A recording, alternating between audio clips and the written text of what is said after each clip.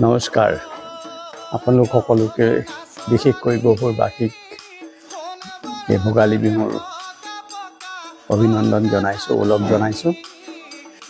যদিও মাঘ বিহুৰ ঠাণ্ডাটো অহা নাই, তথাপিও আমি মাঘ বিহুৰ যি আমেজ, মাঘ বিহুৰ মেজিৰ যি আমেজ, সেই আমেজত আপোনালোকৰ সকলো দুখ আঁতৰি যাওক। ভগৱানে আপোনালোক সকলোকে ভালে কুশলে ৰাখক আৰু ভোগালীৰ এই উৎসৱৰ আনন্দৰ পৰিৱেশত আপোনালোকে যেন জীৱনৰ সোৱাদ ল'ব পাৰে তাৰে কামনা কৰিছোঁ।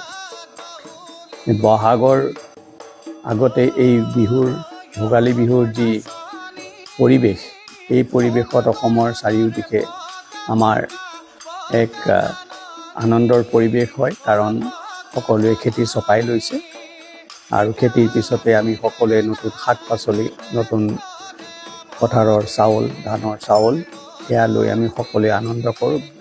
পুখুৰীত মাছ মাৰিবলৈ সহজ হয়, নদীত মাছ মাৰিবলৈ সহজ হয়, কাৰণ পানীটো শুকাই যায়। বিলত মাছ মাৰিবলৈ সহজ হয়, পানীটো শুকাই যায়, মাছবোৰ ডাঙৰ হয় পোৱালি দিয়াৰ পিছত।